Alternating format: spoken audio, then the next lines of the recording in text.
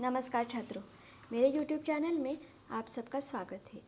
पिछले वीडियो में हमने पाठ क्रमांक 7 रहस्य यह पाठ समझ लिया था। आज हम उसके नीचे दिए हुए स्वाध्याय का अभ्यास करेंगे। पन्ना नंबर 44 पर स्वयं अध्ययन दिया हुआ है।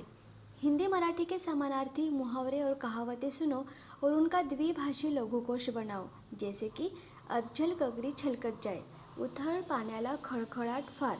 आपको क्या करना है छात्रों कि आपको हिंदी और मराठी ऐसे समानार्थी शब्द और कहावतें मतलब म्हण, हम उसे मराठी में म्हण कहते हैं। तो आपको ऐसे शब्द ढूंढने हैं और वो उसका हिंदी में हम उसे क्या बोलते हैं और मराठी में हम उसे क्या बोलते हैं।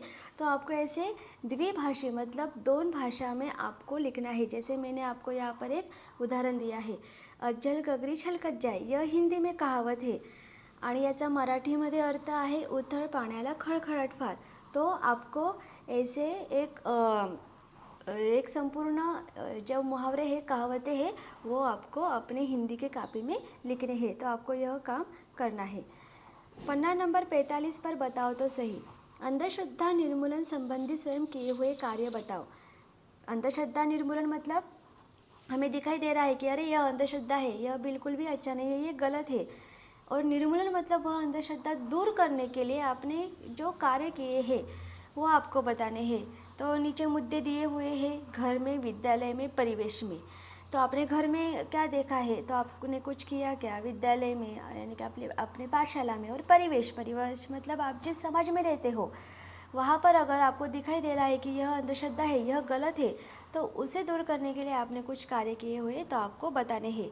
मैं कुछ ऐसे ही बताती हूँ आपको जो हमें जनरल अपने आजू बाजू में दिखाई देता है, फिर आपको लिखना भी है ये। तो घर में हमारे घर में मेरी दादी का मानना था कि यदि कोई बाहर से जा रहा हो और किसी को छींक आ जाए तो जाने वाले का काम पूरा नहीं होगा। यदि कोई बाहर जा रहा हो और कोई छींक दे तो वे बाहर जाने को रोक देती थी। तो हम सब उसकी इस आदत से परेशान थे। एक बार मेरे भाई को इंटरव्यू के लिए शहर से बाहर जाना था। सर्दी का मौसम था, मुझे बहुत जुकाम हो रहा था। जैसे ही भाई ने अपना बैग उठाया मुझे जोर जोर से छींकें आने लगी। दादी ने भाई को जाने नहीं दिया और उनका बहुत महत्वपूर्ण इंटरव्यू रुक गया। घर में सब बहुत दुखी हो गए। तो मैंने दादी को समझाया कि छींक एक स्वाभाविक क्रिया है जो कभी भी किसी को भी आ सकती है। दादी के मन में भाई के इंटरव्यू को लेकर अफसोस था। उन्होंने मेरी बात समझी और अपनी इस आदत को छोड़ दिया। तो आपके भी घर में अगर ऐसा कोई किस्सा हो गया हो तो आप वो लिख सकते हो। फिर विद्यालय में मेरी सहेली भगवान में मंदिर जाने में बहुत श्रद्धा रखती थी। यहाँ तक कि परीक्षा के दिनों में भी पढ़ाई को अधिक समय देने के स्थान पर वो पूजा पाठ में अधिक समय बिताने लगती थी। उसका विश्वास था कि पूजा से प्रसन्न होकर भगवान उसे और अच्छे अंक दिलवाएंगे। एक दिन मैंने उसे समझा कि भगवान में श्रद्धा रखना अच्छी बात है, परंतु पढ़ाई के स्थान पर पूजा पाठ में लगे रहने से अंक नहीं आएंगे, यह अंधश्रद्धा है। ईश्वर भी उन्हीं की सहायता करता है जो स्वयं परिश्रम करते हैं। उससे मेरी बात समझ में आई और उसने पढ़ाई पर ध्यान देना शुरू कर दिया। ठीक है। और तीसरा मुद्दा है परिवेश में। हमारी सोसाइटी में हर सुबह साधु के वेश में एक व्यक्ति आता था और चारों ओर घूमकर घंटी बजाता था। फिर सबसे धर्म के नाम पर पैसा मांगता था और कोई 10 रुपये तो कोई 20 रुपये उसे देता था। मुझे वह व्यक्ति कभी अच्छा नहीं लगा। मेरे रोकने पर भी पिताजी भी उसे कुछ न कुछ अवश्य देते थे। एक दिन मैंने उस नगर के बाहर शराब की दुकान पर देखा और घर आकर मैंने अपने पिताजी से और पड़ोसियों को इसके बारे में बताया तो सभी समझ गए कि धर्म के नाम पर वह अब तक हमें मूर्ख बना रहा था। इसके बाद जब वह फिर हमारी सोसाइटी में आया तो उस सबने उसे डांटा और वहाँ से वो भाग दिया। तो देखिए छात्रों, ये भी आप लिख सकते हो। अगर आपने अंधविश्वास हुई कोई घटना देखी हो और आपने कुछ समझाया हो तो आप वह भी लिख सकते हो। पन्ना नंबर 46 पर विचार मंथन, श्रद्धा और विज्ञान, जीवन के दो पक्ष महान। देखिए, हमें श्रद्धा भी रखनी चाहिए लेकिन अंधश्रद्धा नहीं रखनी चाहिए। श्रद्धा रखते हुए हमें विज्ञान का विचार करते हुए अपना जीवन बिताना चाहिए। तो ये जीवन के दो पक्ष है, मतलब दो बाजू है, तो हमें यहाँ इस पर विचार करना चाहिए। नीचे है मैंने समझा। क्या समझा आपने इस पाठ से? तो देखिए, इस पाठ से मैंने यह समझा कि हमें कभी भी अंधविश्वास नहीं रखना चाहिए। वैज्ञानिक दृष्टिकोण का विचार करते हुए हमें हर एक काम करना चाहिए। हमें बहादुरी से हर एक काम करना चाहिए। निडर होकर हमें हर एक काम पूर्ण करना चाहिए। और जब हम ऐसे ही निडर होकर अंधविश्वास न रखते हुए काम करते जाएंगे तो हम हमारे जीवन में ज़रूर यशस्वी होंगे। आपको यह मैंने समझा लिखना है। वाचन जगत से नीचे है, देखिए। टिप्पणी बनाने हेतु समाचार पत्र से बहादुरी के किस्से पढ़ो और संकलन करो। टिप्पणी मतलब आपको एक लेख लिखना है, और समाचार पत्र मतलब वर्तमान पत्र जो हमारे घर में पेपर आते हैं, तो वहाँ पर बहुत बहादुरी के किस्से यानी कि कहानियाँ होती है। जग में जितने घटित घटनाएं होती है उनमें से बहादुरी के किस्से होते हैं, तो उनका आपको संकलन करना है, मतलब वो आपको जमा करना है और फिर बाद में लिखना भी है और पढ़ना भी है। नीचे है शब्द वाटिका, मतलब कठिन शब्दों के अर्थ।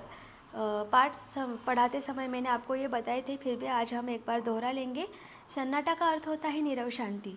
सलाह मशविरा का अर्थ है परामर्श। बीचों बीच मतलब मध्य भाग में। उत्पात का अर्थ है उधम उपद्रव। डकैती का अर्थ है लूटपाट। राहजनी मतलब रास्ते में लूटपाट। और आतंक मतलब दहशत भय। उसके बाजू में है मुहावरे मतलब वाक प्रचार। खाट पकड़ना का अर्थ होता है बीमार होना। आपको अभी इसका अर्थ यहाँ तो दिया हुआ है, फिर बाद में आपको इसके अर्थ भी लिखने हैं। जैसे कि खाट पकड़ना का अर्थ है बीमार होना। मेरी दादी 12 महीने तक खाट पकड़ी रही। या आप पुस्तक में से भी वाक्य लिख सकते हैं, घिसू 3 महीने तक खाट पकड़ा रहा। अगला मुहावरा है करवटें बदलना। उसका अर्थ है बेचैन रहना। आर्यन रात भर करवटें बदलता रहा। कमर कसना, इसका अर्थ है दृढ़ संकल्प करना। मैंने परीक्षा में अच्छे अंक लाने के लिए कमर कस ली। तारीफ के पुल बांधना, इसका अर्थ है प्रशंसा करना। कुछ लोग ऐसे ही दूसरों के तारीफ के पुल बांधते रहते हैं। आंखें खुली की खुली रहना, इसका अर्थ है चकित रह जाना। फोटो देखते ही पिताजी की आंखें खुली की खुली रह गई। खून पसीना एक करना, इसका अर्थ है कड़ी मेहनत करना। मेरे पिताजी ने हमारे लिए खून पसीना एक कर दिया। हथियार डालना, इसका अर्थ है आत्मसमर्पण करना। सवेरा होते होते डाकुओं ने हथियार डाल दिए।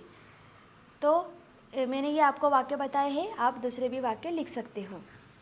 पन्ना नंबर 47 पर सुनो तो ज़रा। पाठों में आए हुए मूल्यों को सुनो और तालिका बनाओ और सुनाओ।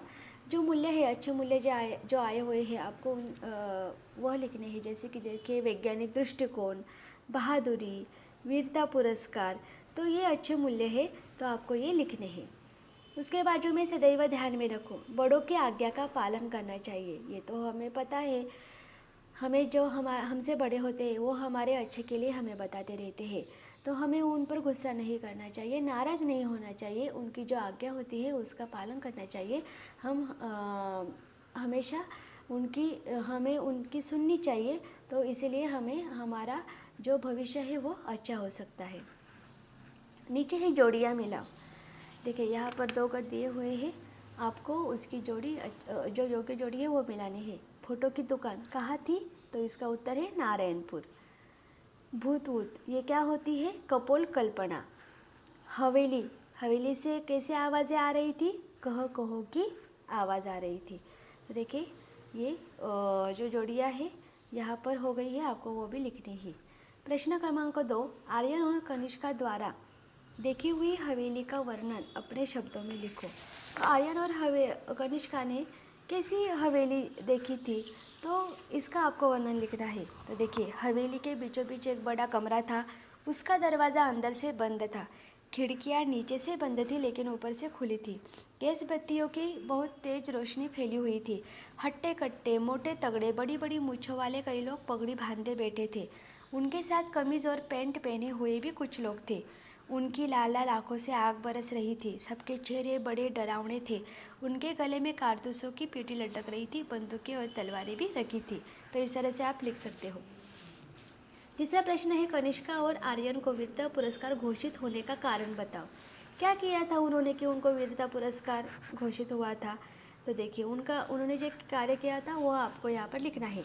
कनिष्का और आर्यन ने सलाह की और मामा जी का कैमरा लेकर वो हवेली की ओर आ गए। वहाँ उन्होंने हवेली में मौजूद बदमाशों के अनेक फ़ोटो खींच लिए। अगले दिन आर्यन साइकिल लेकर कस्बे नारायण गया और वहाँ उसने एक फ़ोटोग्राफ़र की दुकान से सभी फ़ोटो तैयार करा लिए।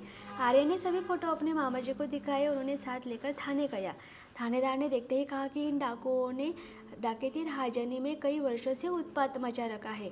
तुम दोनों ने बहुत ही बहादुरी का काम किया है। पुलिस ने सभी डाकुओं को पकड़ लिया। कनिष्का और आर्यन को वीरता पुरस्कार घोषित किया गया। तो उन्होंने जो कार्य किया है ना, वो आपको यहाँ पर लिखना है।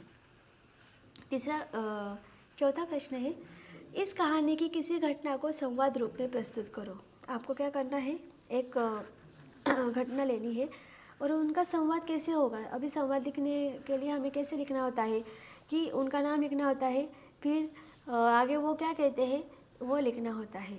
जैसे कि हम आर्यन और मामा जी का जो बीच का जो संवाद है वो यहाँ पर लेंगे। तो मामा जी, आर्यन बेटे सामने जो हवेली तुम देख रहे हो ना, उस ओर कभी मत जाना। फिर आर्यन कहता है, मामा जी क्यों, उधर क्यों न जाऊँ। मामा जी, बेटा वह हवेली भूतों का डेरा है। आर्यन, मामा जी आप कैसे कर सकते हैं कि वहाँ भूत रहते हैं। मामा जी, यह हवेली एक जमींदार की है और इस 10-15 सालों से यह खाली पड़ी है। कोई उधर आता जाता नहीं। एक बार घिसू उधर गया था, 3 महीने तक खाट पकड़ा रहा था।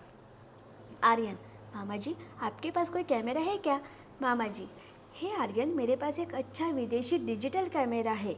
आर्यन, मामा जी क्या आप मुझे वह कैमरा दे सकते हैं। मामा जी, क्यों नहीं बेटा, ज़रूर लो।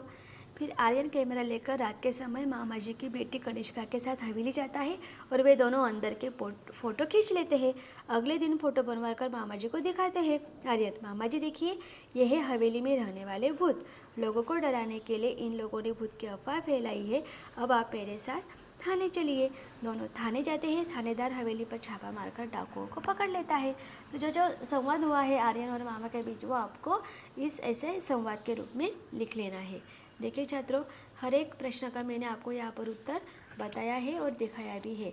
आपको यह वीडियो अच्छी तरह से ध्यान से देखना है और प्रत्येक प्रश्न का उत्तर अपनी हिंदी के कॉपी में लिख लेना है। अगर आपका मेरा यह वीडियो अच्छा लगे तो ज़रूर लाइक, शेयर और सब्सक्राइब कीजिए। धन्यवाद।